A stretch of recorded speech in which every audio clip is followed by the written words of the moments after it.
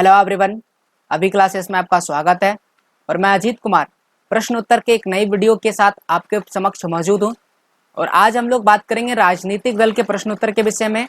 राजनीतिक दल में 3 और 5 अंक के लिए जो भी बेहतर प्रश्न उत्तर पूछते हैं उन पर हम चर्चा करेंगे। यह जो वीडियो है वह 10वीं के राजनीतिक विज्ञान यानी कि सिविक्स के चैप्टर 5 का क्वेश्चन आंसर वीडियो है और ये पार्ट 2 रहेगा, यानी कि दूसरा क्लास। पहले क्लास का वीडियो मैं अपलोड कर दिया हूँ, उसे अगर आप देखना चाहते हैं तो डिस्क्रिप्शन में पड़े हुए लिंक से आप उसे देख सकते हैं। तो आइए दूसरे क्लास के पहले प्रश्न पर विचार करते हैं। पहला प्रश्न है कि विभिन्न प्रकार की दलीय व्यवस्था का उल्लेख करें। तो विभिन्न तरह की दलीय व्यवस्था होती है। किसी देश में एक ही दल होता है, किसी देश में केवल 2 ही दल होते हैं और भारत जैसे देश में बहुदलीय व्यवस्था पाई जाती है। तो इसमें क्या क्या अंतर है? एक दलीय व्यवस्था में देश में केवल एक ही दल का सरकार बन सकता है, एक ही दल के सरकार बनने की अनुमति होती है। जैसे कि चीन में है, चीन में एक ही दल को सरकार बनाने की अनुमति है। 2 दलीय प्रणाली में क्या होता है? 2 दलों को सामान्यता प्राप्त होता है सरकार बनाने का। जैसे कि ब्रिटेन और अमेरिका में केवल 2 ही दल को सरकार बनाने की अनुमति है। जबकि बहुदलीय प्रणाली में क्या होता है? देश में 2 से अधिक दल होते हैं, चाहे जितना भी हो सकता है। तो 2 से अधिक दलों की व्यवस्था होती है और 2 से अधिक दल में जिसको बहुमत मिलता है वो क्या करता है? सरकार बनाता है, या फिर बहुमत नहीं मिलने पर आपस में मिलकर के गठबंधन वाली सरकार का निर्माण करता है, जैसे कि भारत और फ्रांस में होता है। तो इस प्रकार से ये थे विभिन्न दलीय व्यवस्था। आगे बात करते हैं कि वर्तमान में राजनीतिक दलों के समक्ष चुनौतियों की व्याख्या कीजिए। तो वर्तमान में राजनीतिक दल के सामने कौन कौन सी चुनौतियां हैं या फिर कौन कौन सी समस्याएं हैं उसको आपको बताना है। सबसे पहला है आंतरिक लोकतंत्र का अभाव, यानी कि राजनीतिक दल के अंदर जो भी नियम कानून है, जिस तरीके से चलना चाहिए, जो लोकतांत्रिक व्यवस्था है, उसका पालन नहीं होता है। इसीलिए हम कहते हैं कि राजनीतिक दलों में आंतरिक लोकतंत्र का अभाव है। वंशावादी उत्तराधिकारी मतलब क्या होता है? अगर कोई किसी पद पर मौजूद है तो अगला आने वाला अगर उसका पुत्र होता है तो इस तरह से ये पीढ़ी क्या होता है? चलता चला जाता है। तो ऐसे में वंशावादी उत्तराधिकारी होता है। जैसे कि उदाहरण के लिए अगर बात करें कांग्रेस पार्टी की, तो कांग्रेस में क्या हो रहा है? कांग्रेस में जो पद है, जो भी कांग्रेस का मुख्य पद है, वो क्या हो रहा है? उसकी आने वाली पीढ़ी ही ग्रहण कर रही है। तो ऐसे में ये क्या है? वंशावादी उत्तराधिकारी हो जाता है। दूसरा है धन और बल का प्रयोग करना।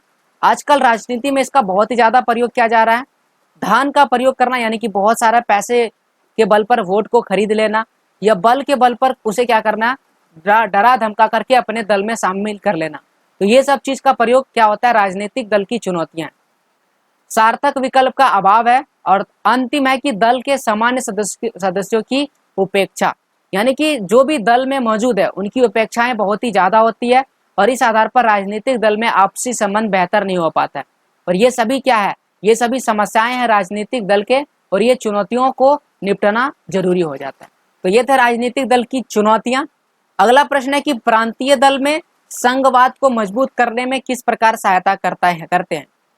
जो प्रांतीय दल है वह संघवाद को मजबूत करता है। संघवाद हम लोग समझते हैं, चैप्टर 2 में पढ़े थे।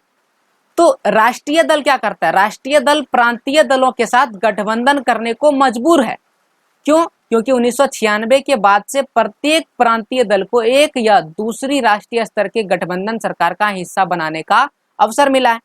और इस आधार पर जो प्रांतीय दल था, जिसे पहले इग्नोर किया जा रहा था, जो प्रांतीय दल को पहले सोचता चलो छोटा है, इसको कोई लेना देना नहीं है, केवल राष्ट्रीय स्तर के कार्यों पर ध्यान दिया जा रहा था।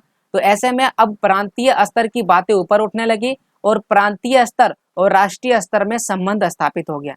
तो इस प्रकार से प्रांतीय दल के आने से क्या होता है? भारत में संघवाद मजबूत हो गया। इससे हमारे देश में संघवाद और लोकतंत्र दोनों ही मजबूत हो गए।